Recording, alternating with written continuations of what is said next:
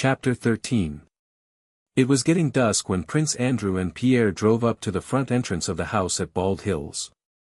As they approached the house, Prince Andrew with a smile drew Pierre's attention to a commotion going on at the back porch. A woman, bent with age, with a wallet on her back, and a short, long-haired, young man in a black garment had rushed back to the gate on seeing the carriage driving up. Two women ran out after them, and all four, looking round at the carriage, ran in dismay up the steps of the back porch. "Those are Mary's, God's folk," said Prince Andrew. "They have mistaken us for my father. This is the one matter in which she disobeys him. He orders these pilgrims to be driven away, but she receives them." "But what are God's folk?" asked Pierre. Prince Andrew had no time to answer. The servants came out to meet them, and he asked where the old prince was and whether he was expected back soon. The old prince had gone to the town and was expected back any minute.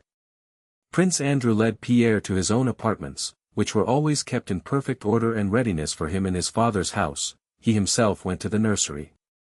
"Let us go and see my sister," he said to Pierre when he returned. "I have not found her yet, she is hiding now, sitting with her God's folk. It will serve her right, she will be confused, but you will see her God's folk. It's really very curious."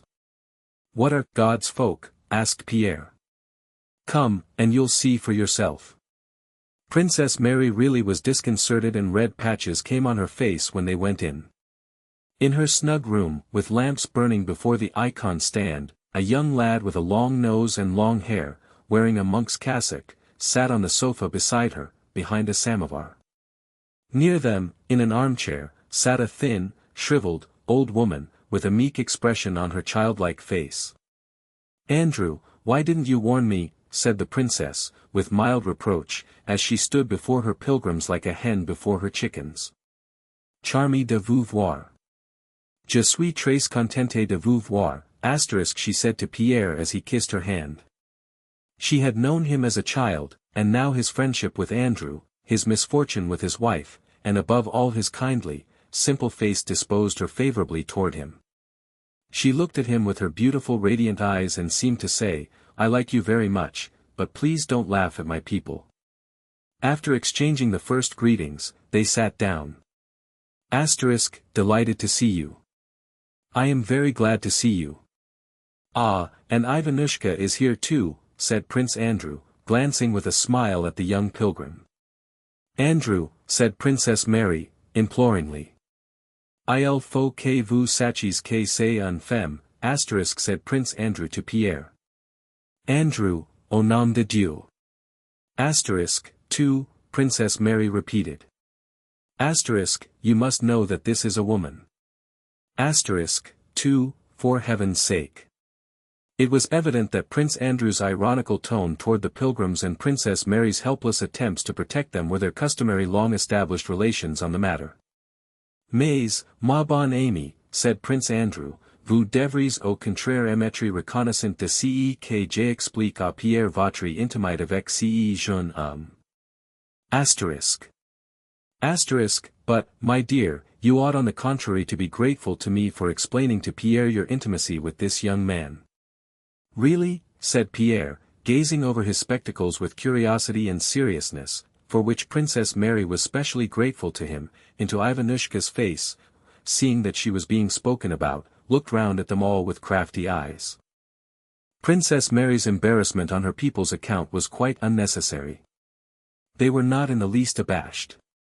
The old woman, lowering her eyes but casting side glances at the newcomers, had turned her cup upside down and placed a nibbled bit of sugar beside it, and sat quietly in her armchair, though hoping to be offered another cup of tea. Ivanushka, sipping out of her saucer, looked with sly womanish eyes from under her brows at the young men. "Where have you been?" "To Kiev?" Prince Andrew asked the old woman. "I have, good sir," she answered garrulously. "Just at Christmas time I was deemed worthy to partake of the holy and heavenly sacrament at the shrine of the saint. And now I'm from Kalyazin, master, where a great and wonderful blessing has been revealed." "And was Ivanushka with you?" "I go by myself, benefactor," said Ivanushka, trying to speak in a bass voice. I only came across Pelagia in Yuknovo. Pelagia interrupted her companion, she evidently wished to tell what she had seen. In Kalyazin, master, a wonderful blessing has been revealed. What is it? Some new relics? Asked Prince Andrew. Andrew, do leave off, said Princess Mary. Don't tell him, Pelagia.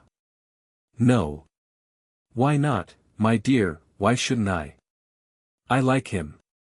He is kind, he is one of God's chosen, he's a benefactor, he once gave me 10 rubles, I remember. When I was in Kiev, crazy Cyril says to me, he's one of God's own and goes barefoot summer and winter, he says, why are you not going to the right place?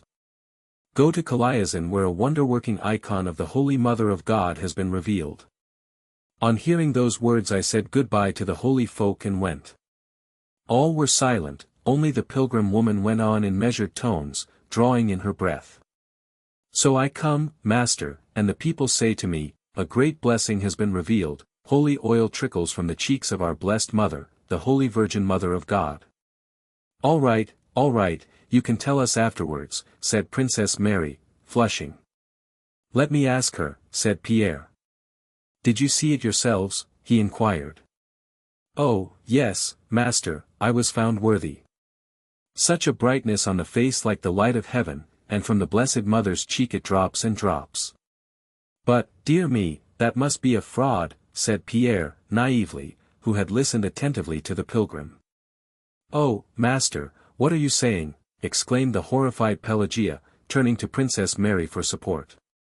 They impose on the people, he repeated. Lord Jesus Christ, exclaimed the pilgrim woman, crossing herself. Oh, don't speak so, master. There was a general who did not believe, and said, the monks cheat, and as soon as he'd said it he went blind. And he dreamed that the Holy Virgin Mother of the Kiev catacombs came to him and said, believe in me and I will make you whole. So he begged, take me to her, take me to her. It's the real truth I'm telling you, I saw it myself. So he was brought, quite blind, straight to her, and he goes up to her and falls down and says, make me whole, says he, and I'll give thee what the Tsar bestowed on me. I saw it myself, master, the star is fixed into the icon. Well, and what do you think? He received his sight. It's a sin to speak so. God will punish you, she said admonishingly, turning to Pierre. How did the star get into the icon? Pierre asked. And was the Holy Mother promoted to the rank of general, said Prince Andrew, with a smile. Pelagia suddenly grew quite pale and clasped her hands. Oh, master, what a sin. And you who have a son, she began, her pallor suddenly turning to a vivid red. Master, what have you said? God forgive you. And she crossed herself. Lord forgive him. My dear, what does it mean? She asked, turning to Princess Mary. She got up and, almost crying, began to arrange her wallet. She evidently felt frightened and ashamed to have accepted charity in a house where such things could be said, and was at the same time sorry to have now to forego the charity of this house. Now, why need you do it? Said Princess Mary. Why did you come to me? Come, Pelagia, I was joking, said Pierre. Princess, ma parole, jnai pas voulu l'offenser. Asterisk I did not mean anything, I was only joking, he said, smiling shyly and trying to efface his offense. It was all my fault, and Andrew was only joking.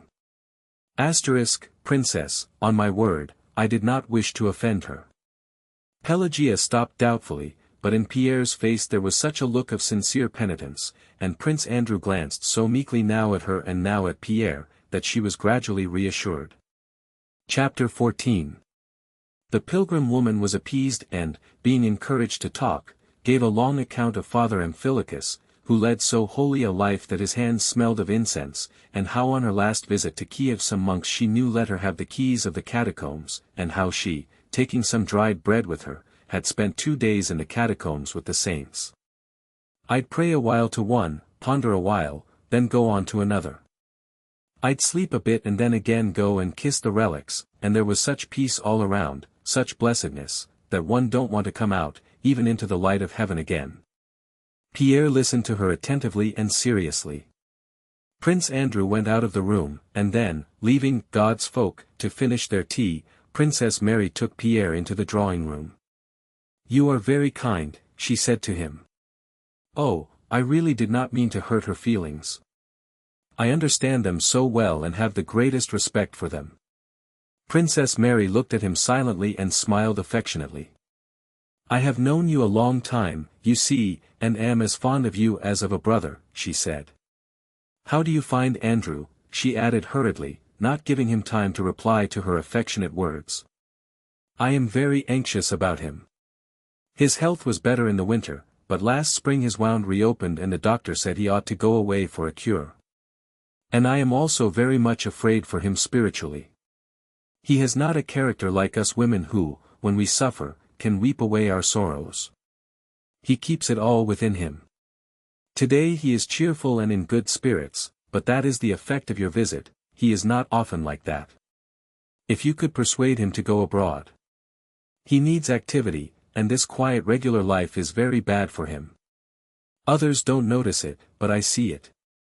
Toward 10 o'clock the men servants rushed to the front door, hearing the bells of the old prince's carriage approaching. Prince Andrew and Pierre also went out into the porch. "Who's that?" asked the old prince, noticing Pierre as he got out of the carriage. "Ah! Very glad. Kiss me," he said, having learned who the young stranger was. The old prince was in a good temper and very gracious to Pierre. Before supper, Prince Andrew, coming back to his father's study, found him disputing hotly with his visitor. Pierre was maintaining that a time would come when there would be no more wars. The old prince disputed it chaffingly, but without getting angry. "Drain the blood from men's veins and put in water instead, then there will be no more war." Old women's nonsense," he repeated, but still he patted Pierre affectionately on the shoulder, and then went up to the table where Prince Andrew, evidently not wishing to join in the conversation, was looking over the papers his father had brought from town. The old prince went up to him and began to talk business. "The marshal, Count Rostov, hasn't sent half his contingent. He came to town and wanted to invite me to dinner. I gave him a pretty dinner. And there, look at this. Well, my boy," the old prince went on, addressing his son and patting Pierre on the shoulder. "A fine fellow, your friend, I like him. He stirs me up. Another says clever things and one doesn't care to listen, but this one talks rubbish yet stirs an old fellow up. Well, go. Get along. Perhaps I'll come and sit with you at supper. We'll have another dispute. Make friends with my little fool, Princess Mary," he shouted after Pierre, through the door. Only now, on his visit to Bald Hills, did Pierre fully realize the strength and charm of his friendship with Prince Andrew. That charm was not expressed so much in his relations with him as with all his family and with the household. With the stern old prince and the gentle, timid Princess Mary, though he had scarcely known them, Pierre at once felt like an old friend. They were all fond of him already. Not only Princess Mary, who had been won by his gentleness with the pilgrims, gave him her most radiant looks, but even the 1-year-old, Prince Nicholas, as his grandfather called him, smiled at Pierre and let himself be taken in his arms, and Michael Ivanovich and Mademoiselle Bourienne looked at him with pleasant smiles when he talked to the old prince. The old prince came in to supper. This was evidently on Pierre's account.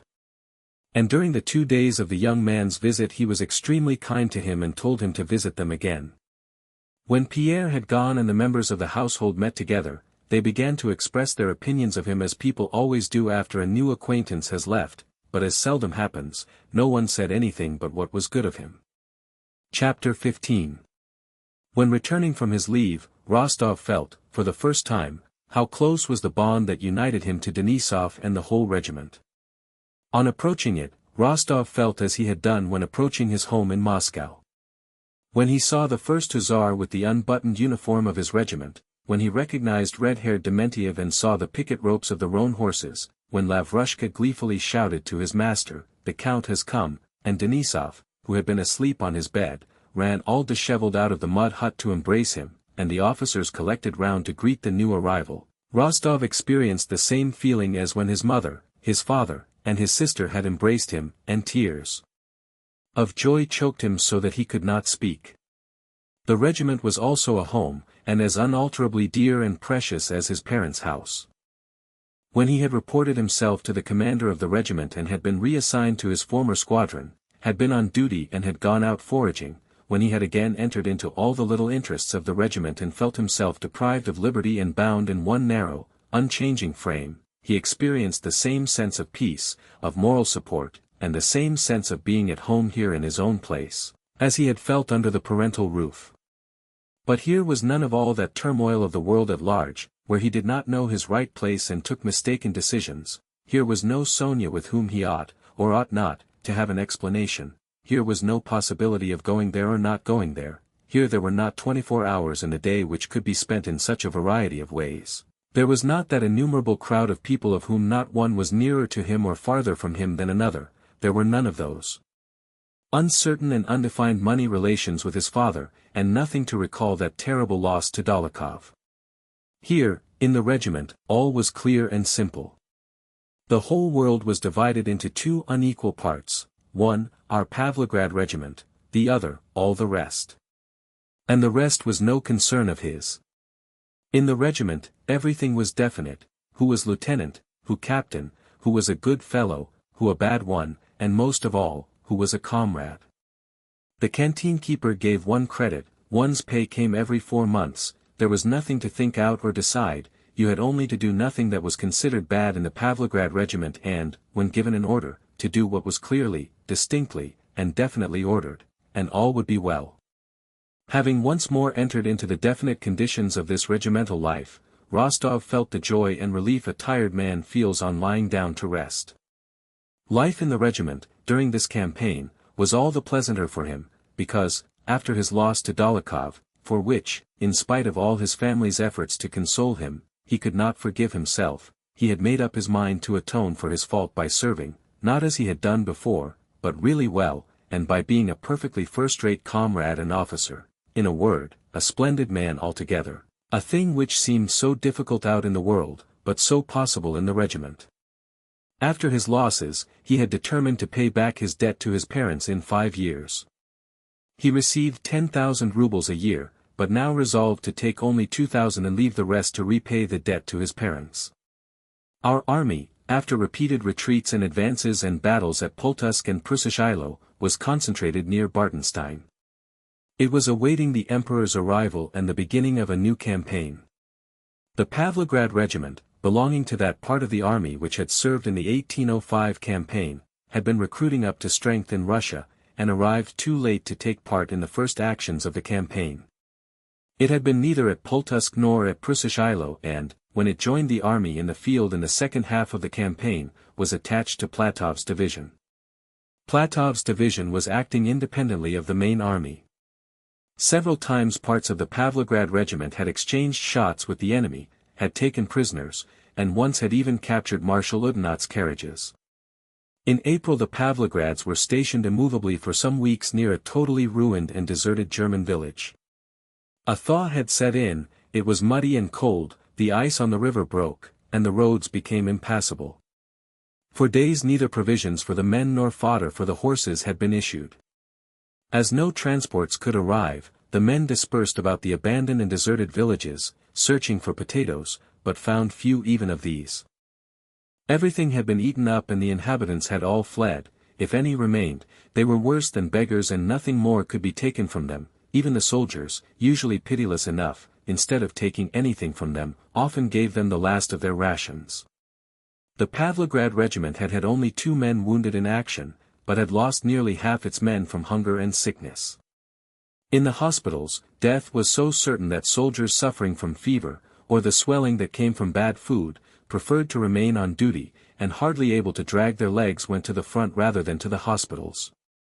When spring came on, the soldiers found a plant just showing out of the ground that looked like asparagus, which, for some reason, they called Mashka's sweet root. It was very bitter, but they wandered about the field seeking it and dug it out with their sabers and ate it, though they were ordered not to do so, as it was a noxious plant. That spring a new disease broke out among the soldiers, a swelling of the arms, legs, and face, which the doctors attributed to eating this root. But in spite of all this, the soldiers of Denisov's squadron fed chiefly on Mashka's sweet root, because it was the second week that the last of the biscuits were being doled out at the rate of half a pound a man and the last potatoes received had sprouted and frozen. The horses also had been fed for a fortnight on straw from the thatched roofs and had become terribly thin, though still covered with tufts of felty winter hair. Despite this destitution, the soldiers and officers went on living just as usual. Despite their pale swollen faces and tattered uniforms, the hussars formed line for roll call, kept things in order, groomed their horses, polished their arms, brought in straw from the thatched roofs in place of fodder, and sat down to dine round the cauldrons from which they rose up hungry, joking about their nasty food and their hunger. As usual, in their spare time, they lit bonfires, steamed themselves before them naked, smoked, picked out and baked sprouting rotten potatoes, told and listened to stories of Potemkin's and Suvorov's campaigns, or to legends of Elisha the Sly, or the priest's labor Mikolka. The officers, as usual, lived in twos and threes in the roofless, half-ruined houses. The seniors tried to collect straw and potatoes and, in general, food for the men. The younger ones occupied themselves as before, some playing cards, there was plenty of money, though there was no food, some with more innocent games, such as quoits and skittles. The general trend of the campaign was rarely spoken of, partly because nothing certain was known about it, partly because there was a vague feeling that in the main it was going badly. Rostov lived, as before, with Denisov, and since their furlough they had become more friendly than ever. Denisov never spoke of Rostov's family, but by the tender friendship his commander showed him, Rostov felt that the elder hussar's luckless love for Natasha played a part in strengthening their friendship. Denisov evidently tried to expose Rostov to danger as seldom as possible, and after an action greeted his safe return with evident joy. On one of his foraging expeditions, in a deserted and ruined village to which he had come in search of provisions, Rostov found a family consisting of an old Pole and his daughter with an infant in arms. They were half-clad, hungry, too weak to get away on foot and had no means of obtaining a conveyance. Rostov brought them to his quarters, placed them in his own lodging, and kept them for some weeks while the old man was recovering. One of his comrades, talking of women, began chaffing Rostov, saying that he was more wily than any of them and that it would not be a bad thing if he introduced to them the pretty Polish girl he had saved. Rostov took the joke as an insult, flared up, and said such unpleasant things to the officer that it was all Denisov could do to prevent a duel.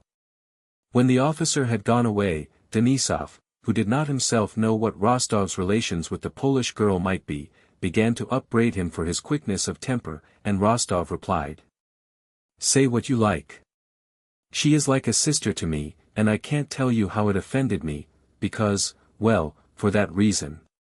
Denisov patted him on the shoulder and began rapidly pacing the room without looking at Rostov, as was his way at moments of deep feeling.